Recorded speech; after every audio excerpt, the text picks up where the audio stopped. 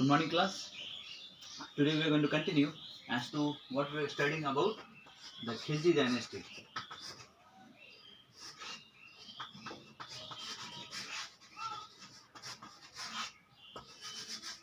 Khilji dynasty, under which we are going through various concepts and details about the things that Allauddin Khilji did, how he came into power, what were the different places that he conquered and captured and became more powerful, and various Deccan policies that he adopted. We also studied about how Allauddin Khilji was able to maintain or was able to suppress the Mongol invasion, and how in that way he was making himself more cautious about his kingdom and making himself more powerful. Now, in the today's class, we are going to learn about various different measures that he adopted. The measures that he had adopted against his own nobles. Now, he had very much understood and he was very much aware, or to say he was very much precautious about various different things that might come against him. So he was very much cautious about what could be the outcome if any kind of rebellion activities are being done by his own nobles against him. So he drafted or he brought about various different measures adopted in his own kingdom, and it was forcefully given upon the nobles to be followed very strictly. Now, first of all, about the marriage alliance.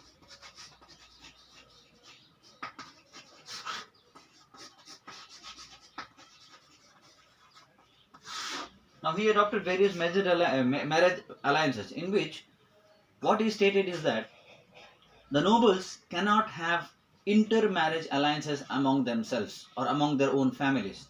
One noble cannot have a marriage relationship or build about a marriage relationship with the other noble's family.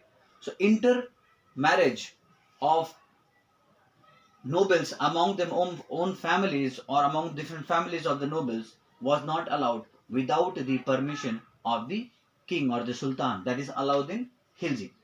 The second was he brought about a system of spies or espionage, you can say. Now, these spy systems were appointed, a very loyal people were appointed under Allauddin Khilji, who used to spy these nobles about their activities, day-to-day curriculum things that they were made to do and how they are doing. All those reports were brought to Allauddin Khilji so that he would keep a check on each and every activities that his nobles were doing. So that was the second thing that he adopted, the measure that he adopted.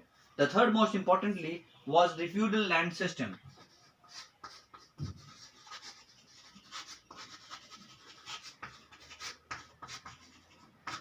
Now, what was it? Now, he brought about all the feudal lands that were, or the grants that were given to the nobles were earlier were totally taken back by Allauddin Khilji. And in this process, fresh grants were made to them, where now the landlords who were no longer the landowners of the land. Now, the landlords who were there earlier, whose land used to belong under themselves, they were seized from, or they were the rights in regarding to the land ownership were taken back, and they were only entitled to a particular part of the revenue that were collected by them. Now, certain nobles were appointed, for example, like certain nobles were appointed as land revenue officers or collectors, and earlier what used to happen, they used to get for their work, whatever they did, they used to get certain lands for as a grant or as their commission or their payments.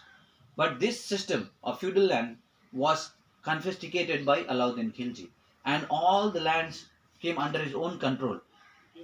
And what are the basis of payment that he received was on the basis of most probably those lands on which they generated revenue, and the revenue that they got from the land, where certain part of that revenue was given to them, and